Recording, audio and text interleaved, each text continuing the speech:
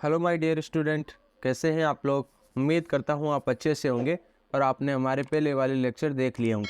आज अपन बात करने वाले हैं कि आपको एक हथौड़ा दे रखा है, एक बैटरी दे रखी है, एक बल्ब है, एक तार है और एक स्विच है। तो आप इनका प्रयोग कैसे बताएंगे कि कौन सी धातुएं हैं और कौन सी अधातुएं।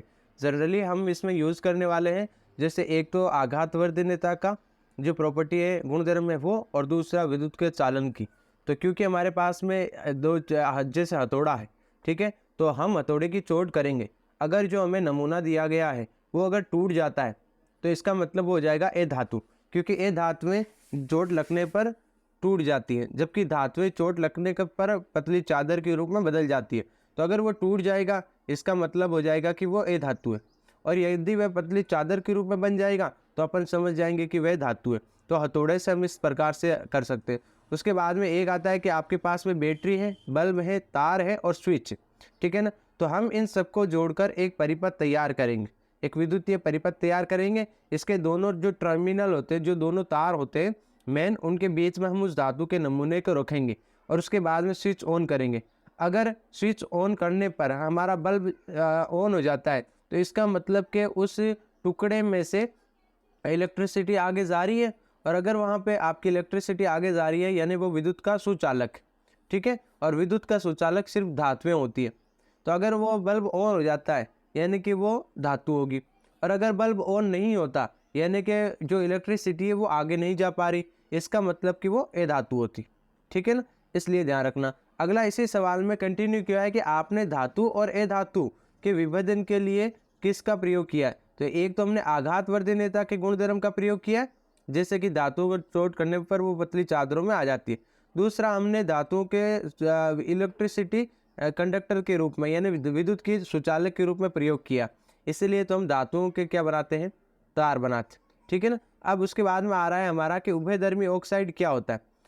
दो उभयधर्मी ऑक्साइडों के नाम बताए। तो मैंने आपको बताया था उभयधर्मी ऑक्साइड कैसे ऑक्साइड होते हैं, जो कि आपके अम्ल और क्षार दोनों की तरह अभिक्रिया करते हैं।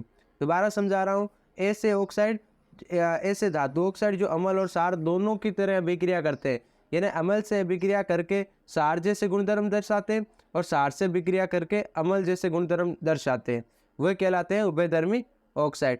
दो पूछा है आपको उदाहरण, तो एक हो जाएगा एल्यूमिनियम का ऑक्साइड, दूसरा हो जाएगा जिंक ऑक्साइड। ये रिएक्शन आपको यहाँ पे देख रखी है।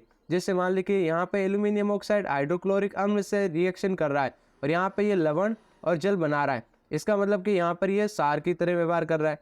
दूसरी बात कि यहाँ पर ये सोडियम हाइड्रोक्साइड यानी क्षार से रिएक्शन कर रहा है, फिर भी लवण और जल बना रहा है, यानी यहाँ पर ये अम्लीय ऑक्साइड की तरह व्यवहार कर रहा है।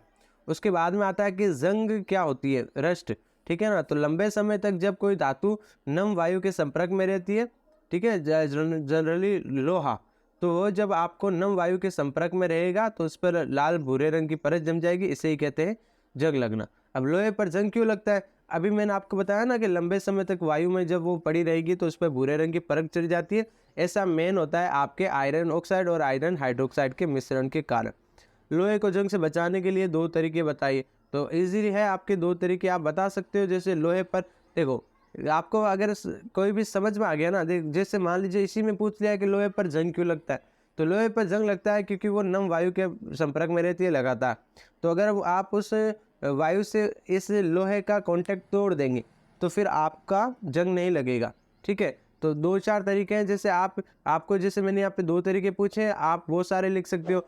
जैसे वायु से संपर्क तोड़ने के लिए आप उस लोहे की वस्तु पर तेल या ग्रीस लगा सकते हो, लोहे की वस्तु को वो आप पेंट कर सकते हो, या उस पर किसी दूसरी धातु चढ़ा सकते हो, मिश्र धातु, या उसका एनोडीकरण कर सकते हैं, या फिर उस पर क्रोमियम का लेपन कर सकते हैं, या उस लोहे के ऊपर प्लास्टिक की परत चढ़ा सकते हैं, या फिर आप कर सकते हैं यशद लेपन, यानी लोहे की वस्तु पर आप जस्ते की परत चढ़ाकर भी ये काम आसानी से कर सकते हैं।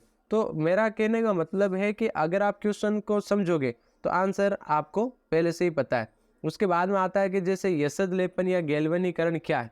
तो याद रखना, जब आप लोहे को जंग से बचाने के लिए उस पर इस्पात या जस्ते की जो पतली परत चढ़ाते हो उससे ही अपन कहते हैं यशद लेपन, ठीक है ना। लोहे को जंग से बचाने के लिए आप जब जिंक के ऊपर परत चढ़ाते हो उससे क्या कहते हैं, यशद लेपन कहते हैं। उसके बाद में आता है एनोडीकरण क्या है, इसका क्या प्रयोग है। तो एनोडीकरण और यशद लेपन ये दोनों ही लोहे को जंग से बचाने की प्रक्रिया है। तो एनोडीकरण में क्या होता है कि जो लोहा होता है या जो एल्यूमिनियम पर होता है उस पर एक ऑक्साइड की परत बना दी जाती है। अब याद रखिएगा परत कैसे बनेगी, जैसे एल्यूमिनियम वायु के संपर्क में रखा है तो उसके ऊपर ऑक्सीजन से रिएक्ट करेगा और धातु ऑक्साइड बना लेगा। ठीक है, अब एक बार जब इसके ऊपर कोई परत चढ़ जाती है तो दोबारा से इसका ऑक्सीकरण नहीं हो पाता। ठीक है, इस परत को आप मोटा कर सकते हो और आप इसको जंग लगने से बचा भी सकते हो। इसके बाद में याद रखना एनोडीकरण के लिए आपको क्या करना है, एक एनोड लेना है। ठीक है ना, और एक वस्तु को एनोड बनाकर आप उसमें अमल डाल देना, फिर उसका विद्युत अपघटन करना, उसमें विद्युत धारा प्रवाहित करना। इससे जो ऑक्सीजन गैस है वो क्या करेगी, उस एल्यूमिनियम के ऊपर जाएगी और उसके ऊपर चिपक जाएगी। ठीक है, इससे आपकी जो लोहा है जो एल्यूमिनियम है उसका संसारण आगे नहीं हो पाएगा। ठीक है, इसी तरीके से आप एल्यूमिनियम की अलग अलग खूबसूरत वस्तुएं बना सकते हो। आज के लिए बस इतना ही, साइनिंग ऑफ।